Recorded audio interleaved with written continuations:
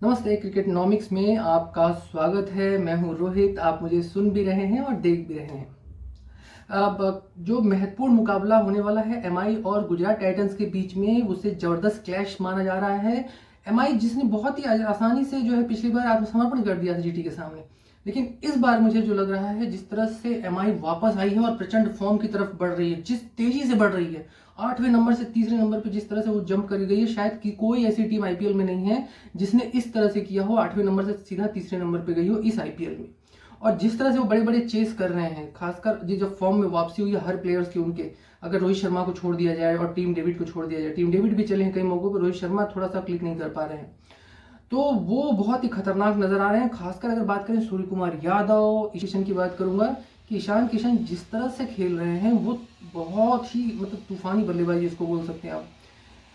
कल जब जब वो पिछले मैच में जब वो बैटिंग कर रहे थे तो आप उनको देखेंगे तो एक चीज आपको नजर आएगी कि ईशान किशन को खेलते समय कितना भी बड़ा बॉलर हो वो उसको बारे में नहीं सोचते।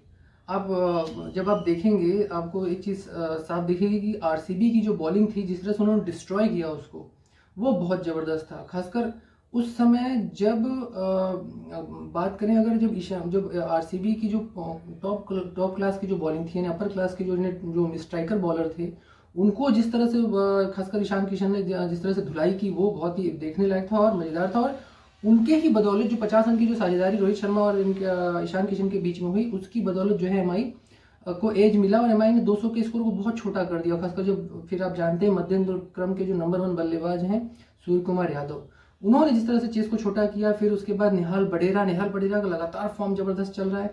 निहाल बडेरा मुझे लगता है कि अभी भी उनको अपर किया जाएगा। ग्रीन एवरग्रीन यानी कि कैमरून ग्रीन, वो लगातार अच्छा कर रहे हैं, लेकिन कैमरून ग्रीन से एक चीज उम्मीद बहुत है, वो ये कि बॉलिंग में वो अच्छा करेंगे। बॉलिंग में भी क्लिक नहीं कर पा रहे हैं कैमरून ग्रीन। टीम डेविड जो है परफॉर्मेंस उस तरह से नहीं दे पा रहे हैं। मुझे जो लगता है कि जीटी के खिलाफ जो है टीम डेविड को ऊपर लाया जाएगा, जो मुझे लग रहा है, क्योंकि वो फॉर्म में टच में है लेकिन बॉल कम मिल रहे हैं, तो जल्दबाजी में वो आउट हो रहे हैं। जहां मिल भी रहे हैं तो उस तरह से नहीं कर पा रहे हैं, शायद निचले क्रम में होने के नाते। जिस तरह से निहाल बडेरा को ऊपर लाया गया, वो अच्छे परफॉर्म कर रहे हैं। सूर्य कुमार यादव अच्छा परफॉर्म कर रहे हैं लगातार। उसका मुझे लगता है टीम डेविड को ऊपर जरूर लाया जाएगा और ये बहुत प्लस पॉइंट होगा। अब ये देखना होगा कि आगे आने वाले मैचों में रोहित शर्मा का परफॉर्मेंस कैसा होता है, क्योंकि उनसे बहुत उम्मीदें हैं। अगर वो क्लिक करेंगे और शुरू के जो 5 ओवर हैं, यानी पावर प्ले का जो है टीम, उस दौरान अगर टीम 50-60 रन बना लेती है तो ठीक वैसा ही फ्लो और मोशन मिलेगा जैसा कि आरसीबी के खिलाफ मिला था एमआई को। गुजरात टाइटंस के पास मोहम्मद शमी जैसे खतरनाक बॉलर हैं, और उसके बाद राशिद खान, नूर, फिर उसके बाद अगर बात करें जोसेफ हैं, फिर उसके बाद मोहित हैं।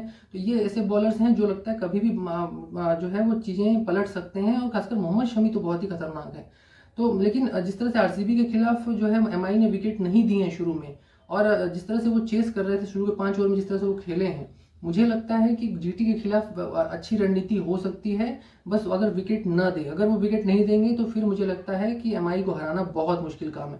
दूसरी जो एक कमजोरी है एमआई की, वो ये कि वो सिर्फ चेस करने पे विश्वास करते हैं। अगर पहली बैटिंग आती है तो हाई स्कोर टारगेट देने में उतनी विश्वास उस तरह से नहीं रखते हैं। वो देखने में इस आईपीएल में आया, वो हारे भी हैं, तो ये एक बड़ी इंपॉर्टेंट चीज़ है। तो एमआई को जो मुझे लगता है वो ये कि कोशिश ये करनी चाहिए कि अगर पहली बैटिंग आए तो उससे टारगेट करने से भी ज़्यादा अच्छा वो खेलें, क्योंकि विपक्ष की टीम जो अपोजिशन टीम होती है, खासकर जीटी जैसी मजबूत टीम, वो जानती है, उसको पता है कि एमआई की ये कमजोरी है। अगर आपकी कमजोरी को साफ साफ कोई टीम समझ जाती है तो आपके लिए बड़ी मुश्किल वहीं खड़ी हो जाती है। दूसरा, टॉस पर निर्भरता बहुत ज़्यादा है एमआई की, कई बार मुझे नजर आती है, खासकर जो बैटिंग वाली बात आती है जिसकी मैं कह रहा हूँ, बैटिंग और बॉलिंग की। तो इस चीज़ को नहीं सोचना चाहिए। अगर आपके पास टीम अच्छी है और आपका कॉन्फिडेंस है तो मान के चलिए बहुत अच्छा करेंगे। बॉलिंग में बहुत इंप्रूवमेंट हुआ है।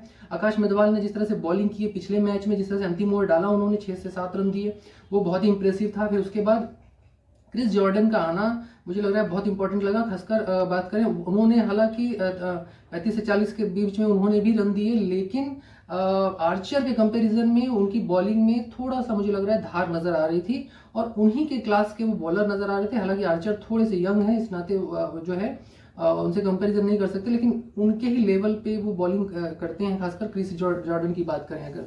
फिर उसके बाद अगर बात करें, जिस तरह से ब्रेंड्रॉफ बॉलिंग कर रहे हैं, उन्होंने 3 विकेट लिए शुरू के, जो जिस तरह से उन्होंने विराट कोहली को आउट किया था, मुझे लगता है कि ब्रेंड्रॉफ को अगर पिछली तरफ अगर एक तरफ से अच्छा बॉलर मिल जाए स्ट्राइकर तो वो बहुत अच्छा कर सकते हैं, बशर्ते जिस तरह से मैं इसलिए बोल रहा था कि क्रिस जॉर्डन के आने का फायदा हुआ है क्योंकि भले ही विकेट न मिला हो लेकिन एक प्रेशर क्रिएट कर दिया उसने आरसीबी पर शुरू में ही। अगर बात करें कि उन्हें ये दिमाग में था कि क्रिस जॉर्डन भी बॉलिंग करने वाले हैं, आर्चर नहीं है, तो एक बॉलिंग का कॉम्बिनेशन धीरे धीरे स्ट्रांग हो रहा है अगर एमआई की बात करें तो।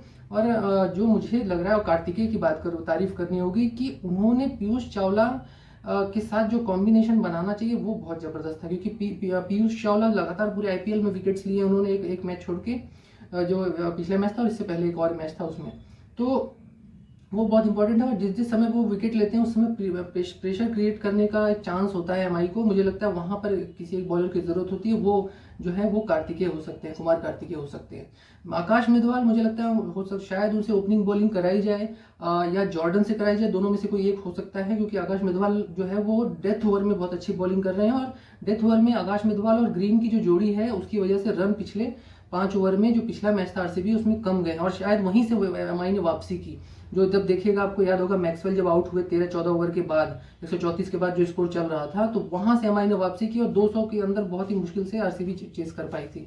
ये दो बड़ी इंपॉर्टेंट चीज। दूसरा ये कि पिच के अगर स्लो पिच है तो स्लो पिच पे ये एमआई के लिए एक बड़ी वीकनेस ये रही है कि जो टॉप ऑर्डर है वो डिस्ट्रॉय हो जाता है अक्सर स्लो पिच की बात करें तो। फास्ट अगर तेज गेंदबाजों को मदद मिलती है तो वहां पर एमआई के बैटर्स अच्छा करते हैं। ये एक वीकनेस के रूप में है। मुझे लगता है कि वहां पर जो है टेक्निकल, अगर रोहित शर्मा अगर रुक जाएंगे तो उनके रुकने का एक बड़ा फायदा जो है वो टीम को मिलेगा, क्योंकि अगेंस्ट द स्पिनर उनका रिकॉर्ड बहुत अच्छा है और टेक्निकली बहुत ही स्ट्रांग है वो, जिस तरह से जो चीजें दिखती हैं। फिर उसके बाद तिलक वर्मा को देखना होगा, तिलक वर्मा वापसी करते हैं कि नहीं करते हैं, चोटिल हैं, उनके आने के बाद निचला क्रम बहुत स्ट्रांग होगा। और बॉलिंग का मुझे कॉम्बिनेशन बहुत पिछले 7 मैचों के कंपेरिजन में बहुत अच्छा लग रहा है जो अब दिख रहा है। तो जीटी की बात करें, जीटी में आप हार्दिक पांड्या को देख रहे हैं, मोहम्मद शमी को देख रहे हैं आप, उसके बाद राशिद खान, तो राशिद खान खुद बैटिंग करते हैं, उसके बाद हार्दिक पांड्या खुद बैटिंग करने के लिए हैं, फिर उसके बाद जो उनके ओपनिंग पेयर है वो बहुत ज़बरदस्त है।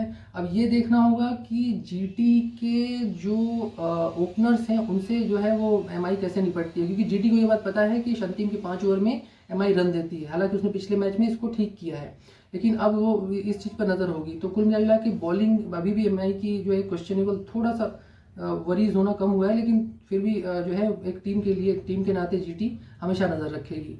तो कल का मुकाबला बड़ा अहम है, जो एमआई बनाम जीटी, देखते हैं किसके हाथ क्या लगता है। लेकिन अगर एमआई जीतती है तो एमआई सीधे सीधे जो है वो तीसरे नंबर पर डटे रहेगी। और अगर बात करें, अगर जीटी जीतती है तो जीटी अपने पहले नंबर को एकदम कंफर्म कर लेगी, खासकर क्योंकि सीएसके का और मुकाबला होने हैं अभी, और उसके बाद ये 4 टीमें जो है फाइनल के लिए, सेमीफाइनल के लिए रास्ता तय कर लेंगी।